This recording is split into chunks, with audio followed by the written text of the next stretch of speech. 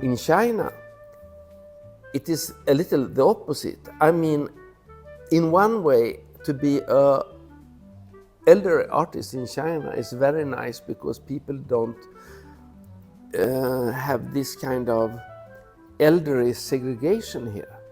But when we come to our collaboration,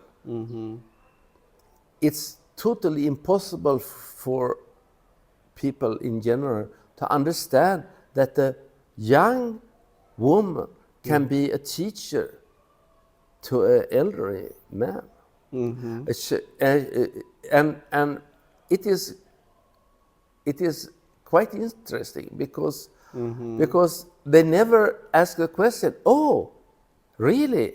Please tell me, how is this collaboration and what is this about? So wait, I met her at Kaffa Art Museum. Do you know what Kaffa Art Museum is? Kaffa, I don't know. No. Kaffa, I think that you say the Chinese word is Jiangmei. It is the Central Academy of Fine Art in Beijing. Oh, in Beijing. Yes. Yeah, Jiangmei. You say that? So you met her in Beijing. Yes. In one art museum. It is the most important museum for contemporary art in China. I had the exhibition. So now, with Pumu, we're exhibiting in both China and Sweden. Earlier this year, we had a group show in Beijing. In Sweden, we've already done 4 exhibitions, one in January and another one coming up in September at the China Cultural Center in Stockholm. That's the exhibition hall under the Chinese embassy. To me, this is more than just putting artworks on display. It's a continuation of the Silk Road of culture traveling, transforming, and circling back. Think about it. Hundreds of years ago, Jingdezhen porcelain made its way to Europe. Now, I'm here in Jingdezhen, making new porcelain works and sending them back to Sweden. It's like I'm one of those return vessels, what we call a Jingpiao. And that connection is deep. I've been a full-time artist all my life. I never taught in schools. I live by creating exhibitions and selling art. So the exchange between me and Pumu bringing experience, her bringing material knowledge, it's a real collaboration. But living and working in Jingdezhen, it's not always easy. I rent a studio here in Taoqichuan. It's a beautiful space, clean, well-built, but expensive. The rent alone is around 43,000 renminbi a year. Then there's the air conditioning, utilities, and shipping. Shipping artworks to Sweden can cost over 50,000 renminbi. And I still keep an apartment and studio back in Sweden. So in total, I pay for 3 places, Sweden, here in Jingdezhen, and the shipping in between. That's why I have to price my work realistically. But here's the fact. This isn't a market for that. Taoqichuan is great, but it's mostly for crafts and tourist-friendly souvenirs. People come here to shop, not to invest in high-priced sculpture. So if I put a sculpture priced at 75,000 renminbi on a table here, people will say, too expensive. But that's not how I create. I don't make things for sale. I make them because I have to. Because that's my life. The pieces I create belong in museums, galleries, and curated exhibitions, not in a street fair where people try to bargain you down like you're selling vegetables. And there's a cultural difference too. In Sweden, I've exhibited everywhere. Not just in Gothenburg, my hometown, but all across the country. I've had years where I participated in 15 exhibitions. Real ones. Not weekend markets. But in Taoqichuan Ceramic Avenue, it's more complicated. For example, in Taoqichuan, things look great, but they don't always work. Transporting ceramic pieces here is hard. You need skilled handlers, a professional worker to move fragile sculptures. But they're not based in this complex.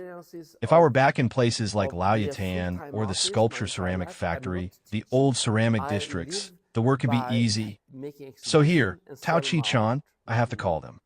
They walk over, carry the work, and walk back. And when it comes to moving large or delicate work, that's a serious issue. And the layout here? No sloped ramps, just stairs. So if you're moving a heavy piece, you're in big trouble. That's why, even though this place is clean and nice, it doesn't always function well for serious artists.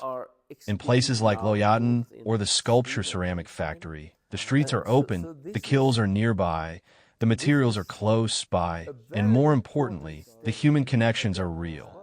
You can walk around, see people working, stop into studios. That's how Jingdezhen really lives. So, when you came to China, how old were you? I was, let me see, I was 55 years old. Oh, 55. Yes. So what age, what was the age for the gentleman to get retired? Oh, it is about 63 years. 63. Yeah, it's some between 60 and 65. So right now you receive some pension from Sweden, right? Yes, just a little, very little. I'm working. My income is the art. Because the system is like this. You when you are if you are employed, a part of the salary is put into the pension. If you are not employed like me, I have to make savings for the pension. Oh. But I didn't. Because if I save money for that, then I didn't have money to go to China or other things. So I used the money to make it possible to make art. And hopefully I suddenly die one day. No. Yeah. So It's amazing that the government invested in creating a space like this for artists. It's clean, well-built, and designed with good intentions. But here's what I often say. Good intentions alone aren't enough. If no one follows up on whether this space really works for artists, then we're missing something. For example, this place is beautiful, but it's not designed for actual production. There's no easy way to move pieces. There's no kiln on site. There's no natural system that connects all the makers, the carriers, the glaze shops, the technicians, similarly like the way the old districts of Jingdezhen do. It feels a bit closed off. It's like a living body. Each part plays a role. Here in Taoqi Chuan, it's more like a showroom. Nice to look at, but difficult to move through. Even things like the toilets, they're hard to clean, probably designed by someone who never actually cleans them. It's form without function. So what's my point? Jingdezhen is developing fast. It's no longer just a working town, it's becoming a global ceramics capital. But as it builds new infrastructure, it needs to keep its roots. Not everything needs to be bulldozed. Some things should be preserved carefully, like with tweezers, not with a wrecking ball. For example, outside the sculpture ceramic factory on weekends, there are street vendors selling old porcelain fragments, what we call flea market treasures. You see cracked bowls, old shards, odd pieces. Some of it is rough, some of it's junk, but it's part of the city's DNA. That's how I learn a lot about Jingdezhen, by walking those streets, touching the broken pieces, understanding their history. But here in Taoqi Chuan, you walk around and it's too clean. Like a parking lot. No stories. So I hope the city doesn't just keep polishing the surface.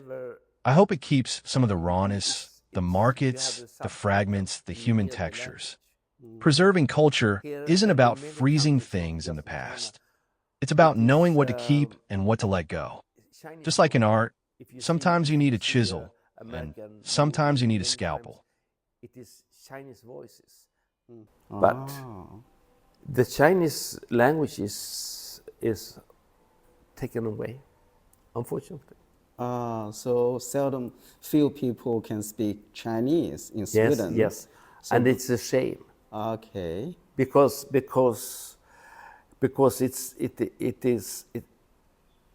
it's really crazy. Because whatever you think about China, I mean, if you like the system, or if you like whatever, it is in fact the biggest, or second biggest economy, or soon the strongest economy. So if you want to be a part of the future, instead of it's a good advice to say you should, if you are able, study Chinese, because this is the future language. I was in Paris. I used to go to France very much. Well, I live partly in Jingdezhen and partly in Sweden. I don't stay in China year-round. I come for a few months at a time. I've been doing this since 2011, back and forth. Jingdezhen has really become a second home. I'm 74 years old now. I still work full-time. I don't teach.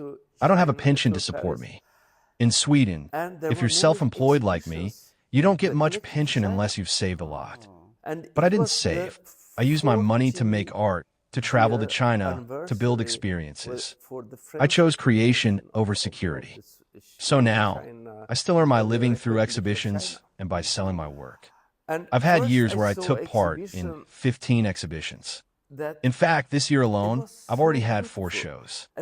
My work is collected by major institutions, like the Central Academy of Fine Arts in Beijing. They bought 13 of my sculptures. That tells you the kind of art I make. It's not for street markets. It's for galleries and museums. That's why I don't really participate in art fairs like Tao Chi Chuan Spring Market. Those events are great for souvenirs, small handcraft, and tourist-friendly ceramics, but not for sculptures that cost 75,000 renminbi. It just doesn't make sense to put those on a folding table. I price my work according to what it costs to make. Studio rent, shipping fees, the cost of materials, the cost of my time. I have to pay for a studio here, a studio in Sweden, an apartment in both places, and I need a decent life. I'm not trying to get rich, but I want to live with dignity. People sometimes say, "Why is your work so expensive?" Well, because that's what it takes to make real art. I'm not creating for quick sales. I'm creating because it's my life, my expression, my contribution. Now, do I feel alone here in Jingdezhen? No, not at all. I'm divorced, yes. Twice, actually. But I'm not alone. I've built relationships here. I've had amazing collaborators. And one thing I love about China is that it's easy to live simply. Eating out is still relatively cheap, even though it's more expensive now than it was in 2007. I often eat all my meals outside. There's so much variety, and it saves time. But health-wise, of course, home-cooked food is better. That's one thing my mother used to be great at. She was a fantastic cook and also did embroidery and textile art. She was creative in her own way. She passed away, but her influence lives on in me. My father? He was the one who repaired Chinese porcelain as a hobby. He worked for an antique shop in Gothenburg while being a policeman by profession. He didn't have formal training in art, but he loved it. He passed that love down to me. Now, when I look around my place, I see Chinese porcelain everywhere. Some of it is centuries old. I've inherited it. I live with it. It's part of my daily environment. That's why Jingdezhen feels familiar. Because even before I ever came here, porcelain was already in my life. And they made an exhibition from China in Paris. And I was one of the artists in that exhibition. So from the 40 years anniversary, I discovered China. 20 years later, I was a part of China in France. So 20 years later, and you had the opportunity to show your artworks in Paris, one exhibition, right?